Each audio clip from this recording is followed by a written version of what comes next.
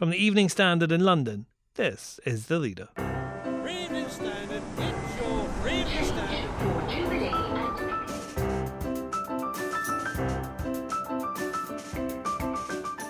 Hi, I'm David Marsland. Boris Johnson's told America and Iran to dial it down and make a deal. Mr. Johnson did praise Mr. Trump as a great deal maker. Our deputy political editor Nicholas Cecil on the Prime Minister's surprise intervention into US politics. Also, the ones I saw were pretty massive. They're these amazing, beautiful wooden structures, often like mansions with, various entrances for boats to moor and platforms for people to dive off and barbecue gardens and terraces. We speak to ES Magazine Editor-in-Chief Laura Weir about her time in the same area Harry and Meghan are borrowing a $14 million mansion while their future is finalised. And it's a very unusual move. You can see why the Serpentine said yes, though. South Korea's BTS are the biggest boy band in the world. Why are they collaborating with London's Serpentine on a massive art project? The Standard's Robert Dex explains.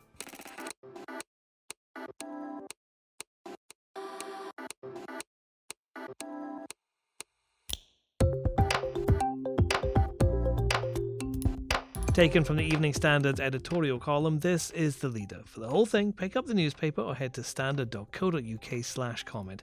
In a moment, Nicholas Cecil on Boris Johnson's appeal to the US and Iran.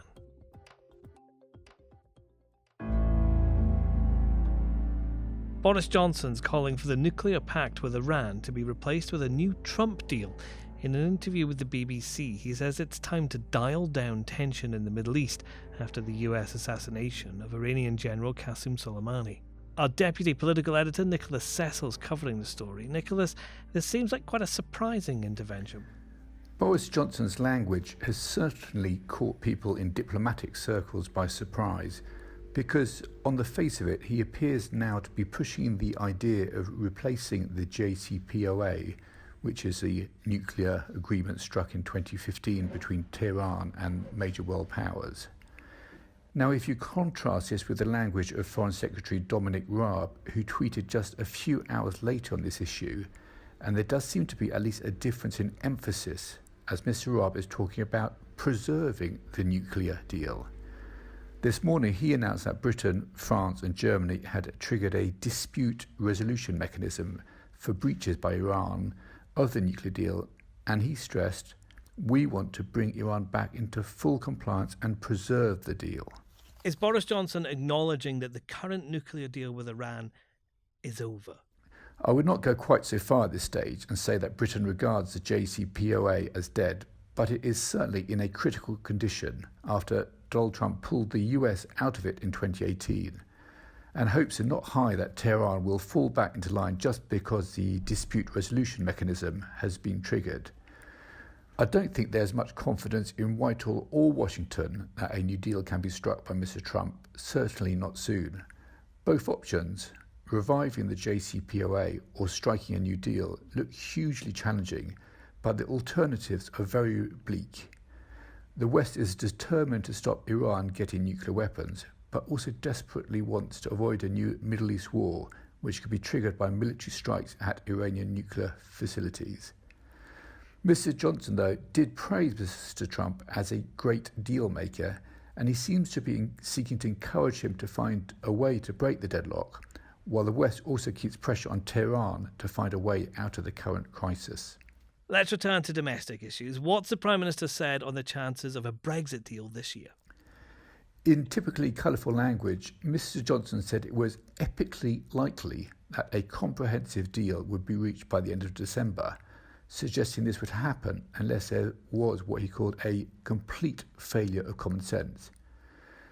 But he stopped short of a cast iron guarantee of a comprehensive trade deal, which many experts say is almost impossible to achieve in such a short timescale. So on the chances of a new Iran nuclear deal or a comprehensive EU-UK trade deal by the end of the year, I certainly would not bet on either. Next. The sense I'm getting is they want to achieve a lifestyle that's slightly more progressive, slightly more globally nomadic. And I feel like, yes, they could live in Vancouver Island. Laura Weir on the allure of Vancouver Island, the bolt hole where Harry and Meghan are staying and could move to long term.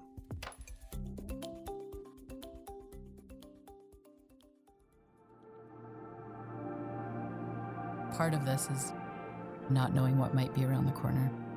Vancouver Island tourist agency Destination British Columbia sells the area as a place for those who enjoy doing things differently.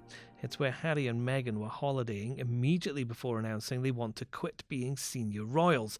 And it's where the Evening Standards revealed Harry will fly to before the end of the week to be with his wife and their son Archie. So, Vancouver Island, in a mansion by the waterfront, is where the couple will be while it's decided how they live the rest of their lives. But could it be right there?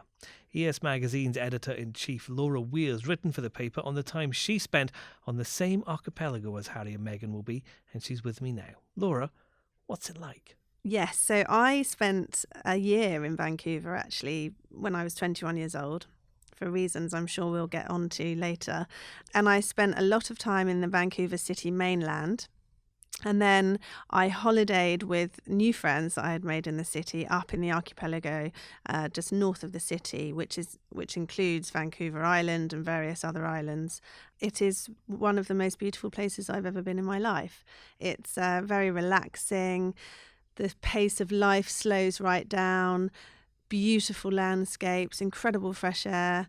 So lots to love about it. In the column, you talk about these cabins. Tell me about those, because they're not what I would expect to be a bit of a cabin. Much like anything, there are sort of varying degrees of the sizes of these properties, and they call them cabins because I think when parents of, the friends that I made out in Vancouver, when they first built these cabins, they were essentially cabins, and many of them, I think, bought land on these islands when they were in their sort of late 20s, early 30s. And then over the year, these sort of parents have built these bigger properties. And now we're seeing out in Vancouver Island and across the other islands, yes, smaller cabins, but the ones I saw were pretty massive. You know, they're these amazing, beautiful wooden structures, often like mansions with entrances for boats to moor and platforms for people to dive off and barbecue gardens and terraces. And they are decorated beautifully and very in keeping with the sort of Canadian great outdoors, lots of wood.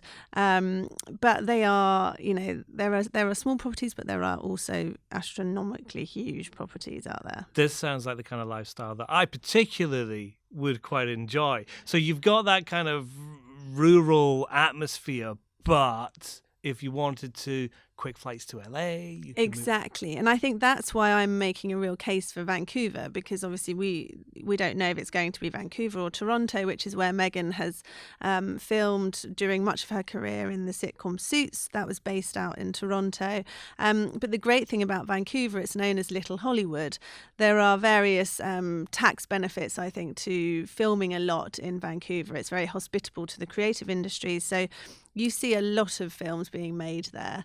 And like you said, short flights to LA as well for the actress. She may not want to carry on that part of her career, but it's very accessible to the pacier side of life, but then also offers a sort of sanctuary, which I think is kind of the best of both worlds. You can just imagine them, can't you? I mean, I don't know about you, Laura, but sometimes when I'm on holiday, I'll be in some big posh hotel or a relatively cheap Airbnb, not quite like this, but looking out and going, do you know what, I could live here. You could imagine that, can't you? Could they live there? I think you could. I mean, it would be a huge departure from the lifestyle that they lead now.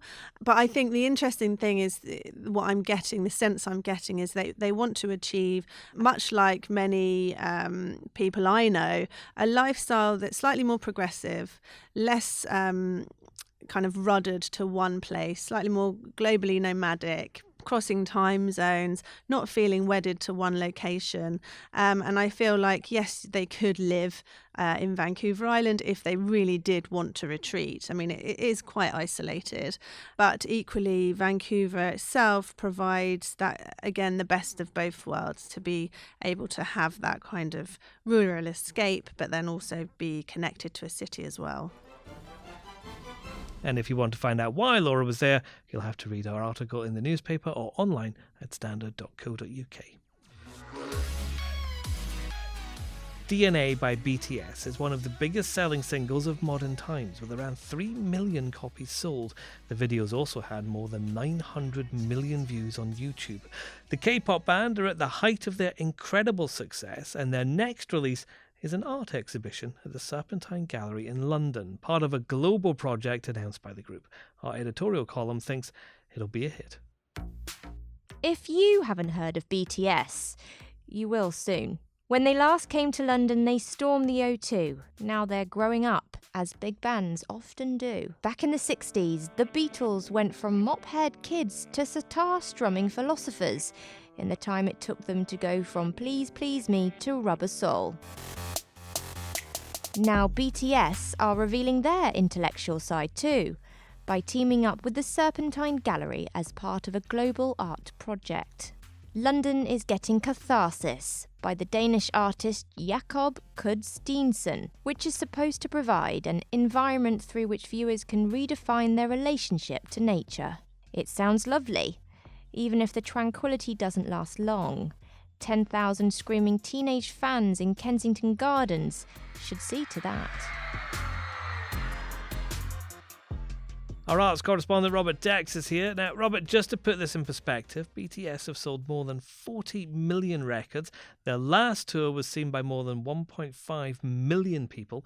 They are the biggest boy band in the world, and now they're doing an art exhibition. It's an unusual move for a pop band. It's a very unusual move. You can see why the Serpentine said yes, though. I mean, as you say, they are huge. If you ask any gallery what they want people through the doors. On top of that, they want people through their doors who don't normally come through their doors. And BTS and their fans have that in spades. By simply saying, we're doing this with the Serpentine, they will increase their audience, they will diversify their audience hugely. It's an absolute no-brainer for the gallery. What are they doing, Rob? They've employed a curator, who has in turn employed some other curators, who have in turn commissioned about 22 artists to do 5 very large-scale public free works of art. So how much exactly they have to do with it, you would have to ask them, not me.